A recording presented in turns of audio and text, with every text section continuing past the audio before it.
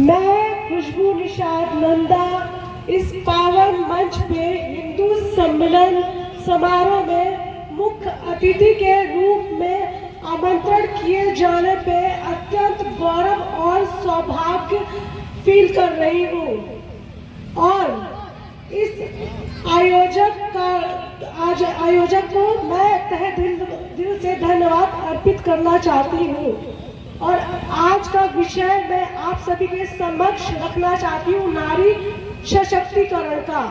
नारी सशक्तिकरण न केवल एक शब्द है, बल्कि संस्कृति में भी नारी को शक्ति, भक्ति, सृजन का स्वरूप माना गया है।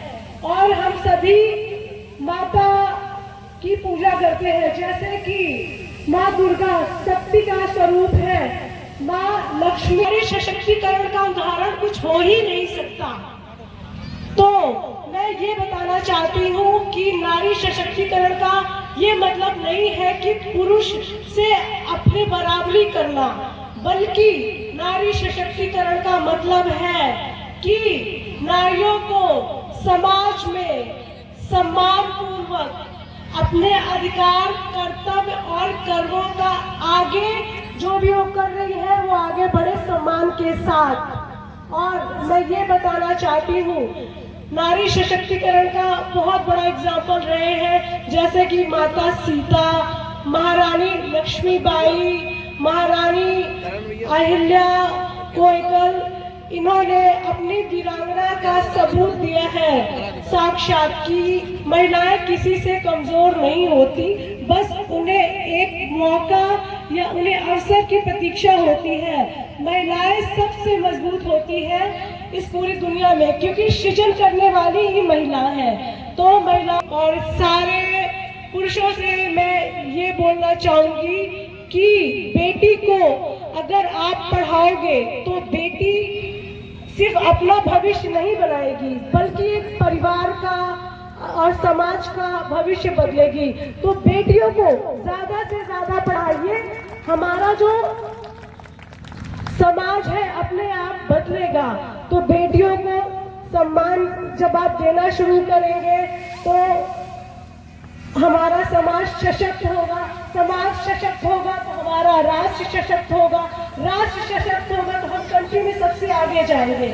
और मैं ये बोलना चाहती हूँ कि मैं भी एक नारी हूँ। मेरी फाइट अभी 2024 में पाकिस्तान में हुई थी और वो फाइट मैं जीती थी, और जीतने के बाद भी मुझे वहाँ पे हरा दिया गया। वहाँ पे जीती मैं थी पॉइंट वाइज, लेकिन फाइट मेरी पाकिस्तान में हुई थी और जो लड़की से मेरी फाइट हुई थी वो लड़की भी पाकिस्तानी और जो बीच में रेफरी थे वो भी पाकिस्तानी, और मैं पॉइंट वाइज जीती सारे कंट्री के सामने।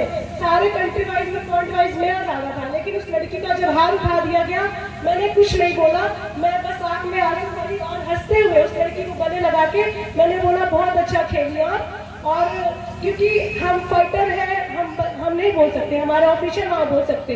तो उस टाइम मैंने प्रण लिया कि आज के बाद केज से जब मैं उतरी, जिससे हम फाइट करते केज में, उसमें मैं उतरते उतरते प्रण ली कि आज से जब भी मैं फाइट लड़ने जाऊंगी मैं जजेस के हाथ में कभी भी पॉइंट नहीं दूंगी।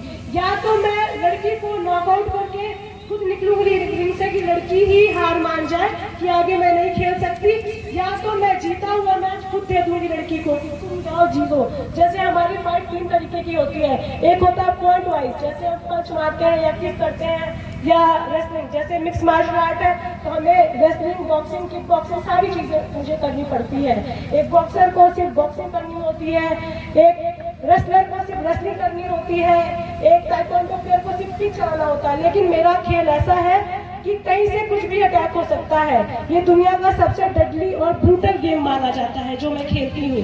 तो उस टाइम मैंने यही शपथ लिया रिंग में कि अब अगली बार जब भी मैं उतरूंगी तो लड़की को नॉकआउट करूंगी, या तो सबमिशन, जैसे लॉक करके किसी का हाथ हमने उखाड़ दिया या गले से लॉक कर दिया तो वो खुद ही टैप कर देंगे, या तो पॉइंट वाइज जाएगा तो मैं खुद कहूंगी कि आप जीत जाओ, मुझे पॉइंट वाइज जजेस के हाथ से नहीं चाहिए। तो अभी जो लेबनान में मैंने गोल्ड मेडल जीता, उसी शपथ को मैंने पूरा किया कि जब मेरी फाइट हो रही थी लड़की को मैंने सबमिशन लगा के गले को उसको चोक करके उसको नॉकआउट किया और उसने तुरंत टैप किया, उसकी आंखें और जीप बाहर आ गई थी, तो उसने टैप किया और मैंने जो प्रण लिया था आप सभी के आशीर्वाद से पूरा हुआ। तो मैं ये कहना चाहूँगी कि नारी सशक्तिकरण का मतलब ये नहीं है कि हम उसका फायदा उठाएं। नारी सशक्तिकरण का मतलब ये है कि हमारे अंदर का जो टैलेंट है हम उस पर काम करें और अपने समाज को गौरवान्वित करवाएं, अपने समाज के बच्चों को। हमारे घर में जो बच्चे पल रहे हैं वही हमारा आने वाला कल है, वही हमारा समाज है। और बच्चों को परवरिश कौन देता है, कौन सबसे करीब होता है? एक नारी, एक औरतें, और वही अपने बच्चों को सबसे करीबी से जानती है। तो आप अपने धर्म के बारे में बच्चों को बताइए, क्योंकि बच्चा धर्म के बारे में कैसे जानेगा? जब माँ उनको बताएंगी। तो हमारा सनातन धर्म अपने आप में इतना ताकतवर है कि जब मैं फाइट जीती थी उसके बाद भी मैंने यही चिल्लाया कि भारत माता की जय, हर हर महादेव, जय बजरंगबली। क्यों? क्योंकि मैं भारत माता को हम भारत माता क्यों बोलते हैं? क्योंकि हम इस धरती पे रहते हैं, हम उनके संतान हैं। ये जो धरती है, पृथ्वी, हम उनकी गोद में तो हमारी माता हुई। तो इसीलिए मैं गल्फ कंट्री में थी, वहां जाकर के जोर से बोली भारत माता की जय, हर हर महादेव, बजरंगबली की जय। तो ये हमारी सनातन शक्ति का ही स्वरूप था जो निकल के आया ऑटोमेटिक, बिना कुछ किए। बल्कि मैं लहूलुहान हो गई थी, पूरी एकदम खून थी, मेरी हालत एकदम खराब थी उस टाइम।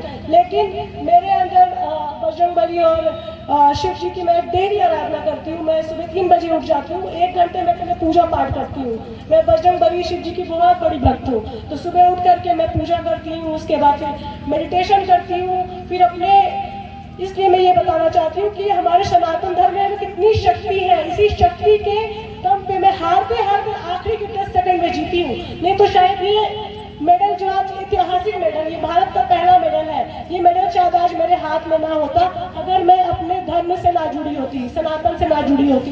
ये सनातन शक्ति ने मुझे ऐसा शक्ति प्रदान किया कि मैं हारते हारते 10 सेकंड में गेम को बदली और वो ऐतिहासिक मेडल बन के, भारत का पहला मेडल बन के इंडिया में आया। तो आज का जनरेशन अगर हमारे सनातन धर्म को जान ले कि सनातन धर्म आखिर है क्या, मेडिटेशन ये कहाँ से आया? हमारे सनातन धर्म से आया। मेडिटेशन मतलब होता है आसन, जैसे आंख बंद करके सिर्फ मैं और मेरे प्रभु होते हैं उस टाइम। मैं आंखें बंद करके अपने नाभि से सांस लेना शुरू करती हूँ और कुदरत की जितनी भी शक्तियाँ हैं मैं भगवान से बोलती हूँ, भगवान मुझे प्रदान करो। क्योंकि सर्बिया गई वर्ल्ड चैंपियन खेलने, मेरा कोई मेडल नहीं आया। मैं पाकिस्तान में फाइट खेलने गई, फिर भी मेरा जीती, उसके बाद भी मेरा ब्रॉन्ज मेडल आया। तो मुझे लगा कहाँ कमी रह जा रही है, ऐसा मुझसे क्या गलती हो रही है। तो मैं पूजा पाठ करना शुरू की और डेली करना शुरू की। और उसके बाद मैं अपने अंदर ऐसा परिवर्तन देखी ना कि जैसे कुदरत मुझे खुद ही शक्तियाँ प्रदान कर रही है कि जाओ मैं तुम्हें शक्ति देता हूँ। तो जब मैं आँख बंद करके प्रभु को याद करती हूँ तो उस टाइम कितना भी शोर होता रहे मैं कोई शोर को नहीं सुनती। मुझे सीधे कनेक्शन ऊपर वाले से फील होता है कि भगवान मेरे समक्ष खड़े हैं और अब मुझे किसी से डरने की जरूरत नहीं है। तो मैं यही कहूँगी सभी को कि अपने बच्चों को बचपन से ही पूजा पाठ के लिए समझाएं। जैसे इस्लाम में उनके बच्चों को शुरुआत से सिखाया जाता है कि इस्लाम क्या है, हमें 5 वक्त का नमाज पढ़ना है। तो वो लोग एक डेली उनकी आदत हो जाती है कि हमें जाना ही जाना है। मस्जिद में इतनी भीड़ क्यों लगते हैं? क्योंकि 5 टाइम क्योंकि जब नमाज पढ़ी जाती है या फ्राइडे शुक्रवार को सब इकट्ठा होते हैं तो अपने इस्लाम को आगे बढ़ाने की चर्चाएँ करते हैं। लेकिन हमारे हिंदू धर्म में ऐसा कोई नहीं हो पाता। क्यों? क्योंकि हमारे यहाँ नॉलेज, जानकारी नहीं है। माता है हमारी, जो आज की पीढ़ी है वो अपने कामकाज में इतना बिजी है कि हमारी हिंदू धर्म को वैल्यू नहीं दे रहे हैं। तो जब आप खुद घर में पूजा पाठ करके बच्चों को आरती करना सिखाएंगे, अपने भगवान का महत्व सिखाएंगे कि हमारे बजरंगबली, हमारे शिव भगवान से सब सृजन हुए, कहाँ से क्या हुआ।